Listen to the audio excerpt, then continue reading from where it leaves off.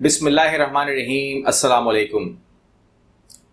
آج کا موضوع بہت حساس ہے، فتنوں کا دور ہے اور کچھ بھی ہمارے سامنے آ سکتا ہے۔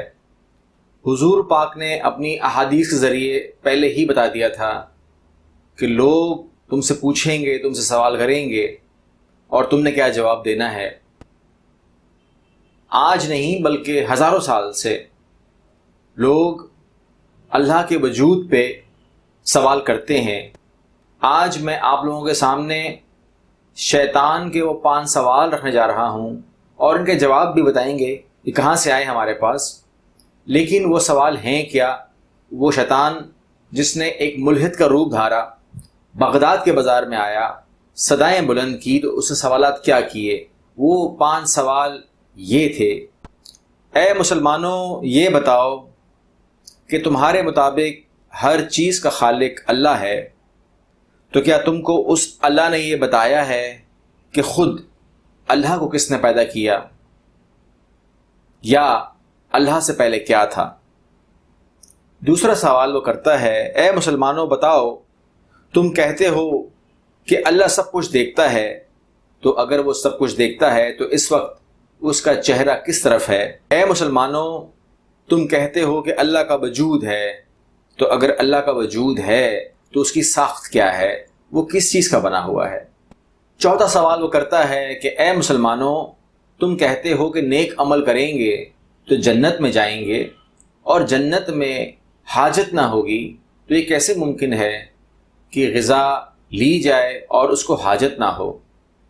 پانچواں سوال وہ کرتا ہے کہ اے مسلمانوں، یہ بتاؤ کہ تم کہتے ہو کہ جنوں کو آگ سے بنایا ہے، تو اگر وہ آگ سے بنے ہیں تو تم یہ بھی کہتے ہو کہ قیامت کے روز جب ان کو دوزخ میں ڈالا جائے گا تو ان کو آگ سے جلایا جائے گا، تو انسانوں پر تو آگ اثر کر جائے گی، بھلا جنوں کو کس طریقے سے آپ آگ میں جلائیں گے؟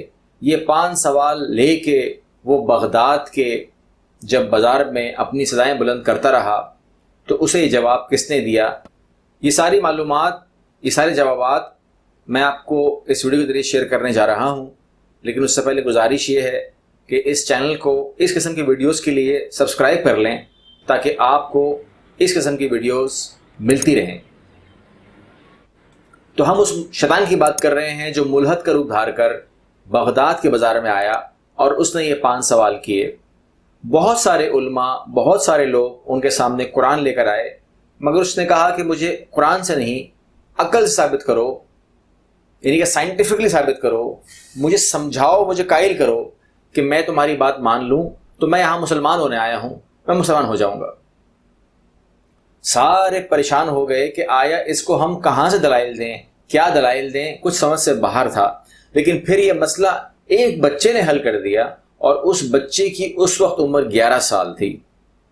اس بچے نے کہا کہ مجھ سے سوال کرو، تمہارے سوالات کیا ہیں، تمہیں میں جواب دیتا ہوں۔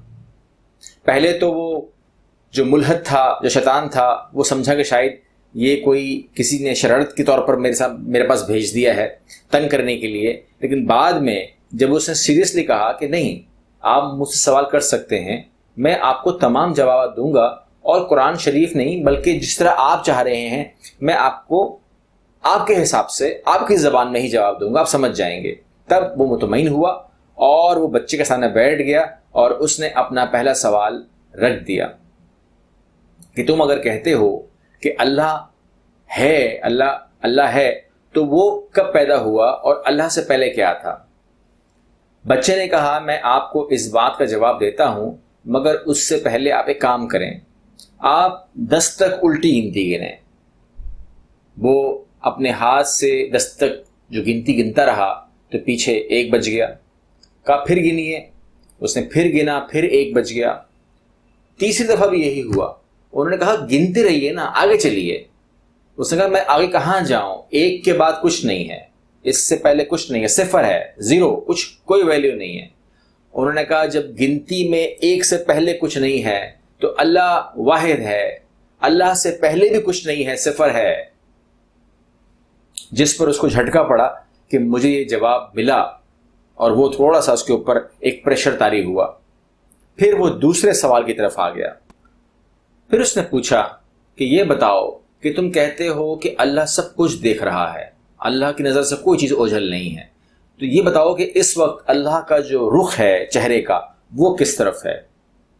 بچے نے کہا کہ اس کو ثابت کرنے کے لیے میں ایک موم بتی جلاؤں گا. بچے نے موم بتی جلائی اور پوچھا یہ بتاؤ کہ اس موم بتی کا رخ کس طرف ہے, یہ کس کو روشنی دے رہا ہے؟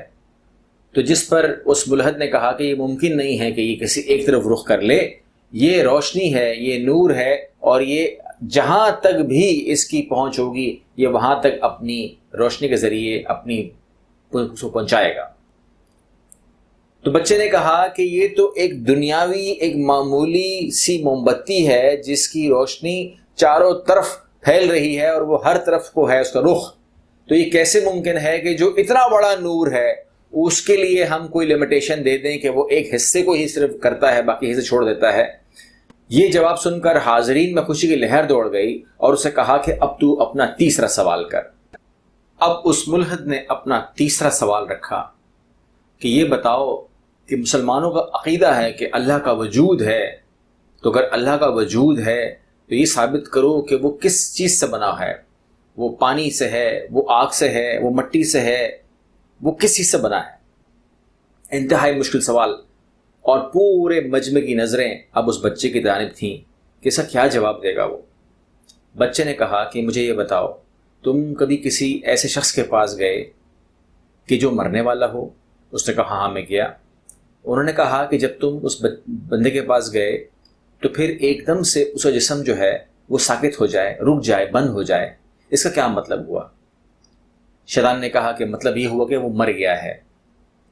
تو اس نے کہا کہ مرنے کا کیا مطلب ہوا, اور جب وہ ہوش میں تھا تو کیا مطلب تھا اس کا؟ تو شیطان نے کہا کہ مطلب یہ ہوا کہ اس کے جسم سے روح نکل گئی, روح پرواز کر گئی, تو جسم خالی رہ گیا, روح نکل گئی. تو یہ جب واقع تمہارے سامنے ہوا تو تم نے دیکھا روح کو نکلتا ہوا؟ تو اس نے کہا یہ کیسے ممکن ہے میں روح کو دیکھوں؟ میں روح کو نہیں دیکھ سکتا کیونکہ روح کا ایک معاملہ اور ہے. جس پر بچے نے کہا جس جسم سے روح نکلی تم اس روح پہ تو ایمان لے آئے کہ روح نکلی تو ہے, روح ہے, اس روح کے خالق پہ ایمان لاتے ہوئے تمہیں کیوں موت آتی ہے؟ وہ اس روح کا خالق ہے. جس پر وہاں موجود حاضرین نعرے لگاتے رہ گئے اور اس ملحد سے کہا کہ اب تم اپنا چوتھا سوال کر دو. اس نے پوچھا کہ میرا چوتھا سوال یہ ہے کہ مسلمانوں کا عقیدہ یہ ہے کہ جب وہ جنت میں جائیں گے تو وہاں پر پھل بھی ہوں گے, درخت بھی ہوں گے, شراب بھی ہوگی, تمام چیزیں ہوں گی, مگر حاجت نہ ہوگی. یہ کیسا ممکن ہے؟ جس پر بچے نے اس کو لاجواب کر دیا کہ جب ایک بچہ اپنی ماں کی کوکھ میں 9 مہینے گزارتا ہے تو اس کو غذا ملتی ہے, وہ غذا لیتا ہے, لیکن اس کو حاجت نہیں ہوتی. جب وہ ماں کی کوکھ میں اس کو حاجت نہیں ہوتی, یہ چیز تو ہمارے سامنے 9 مہینے پروو ہو جاتی ہے, تو جنت پہ کیوں شک کرتے ہو؟ وہاں پر بھی یہی نظام رائج ہوگا.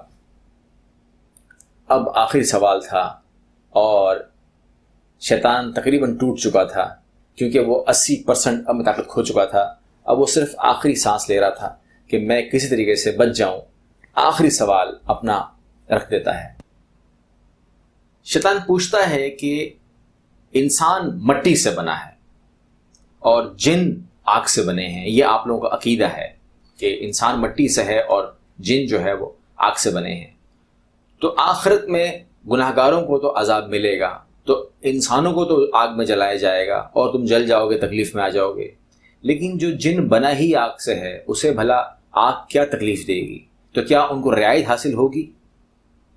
جس پر بچے نے کہا کہ اس بات کو پروف کرنے کے لیے مجھے ایک عمل کرنا ہوگا, مگر آپ اس پہ ناراض نہیں ہوں گے. اس نے کہا ہاں آپ عمل کر لیجئے. بچے نے یہ سنتے ہی زمین سے مٹی اٹھائی اور اس ملحد کے منہ پہ دے ماری. وہ تیش میں آ گیا. اس نے کہا یہ کیا بدتمیزی ہے, میری آنکھوں میں مٹی چلی گئی, مجھ پر مٹی تم نے پھینکی ہے, مجھے تکلیف ہوئی ہے. بچے نے کہا تم مٹی سے بنے ہو اور تمہیں مٹی سے تکلیف ہوئی ہے نا تکلیف. اسی طریقے سے آخرت میں جب شیطانوں کو عذاب دیا جائے گا تو وہ آگ کے بنے ہوئے ہیں اور ان کو آگ سے عذاب دیا جائے گا، ان کو بھی تکلیف ہوگی۔ بس اس کے بعد وہاں کے لوگوں نے بچے کو کندھوں پہ اٹھا لیا، وہ ملحد و شیطان لاجواب ہو گیا، اس کے پاس کہنے کچھ بچا نہیں تھا اور غائب ہو گیا۔ جب ہم تاریخ کا مطالعہ کرتے ہیں تو مختلف جگہوں پر یہ واقعہ دو لوگوں سے منسوب ہے۔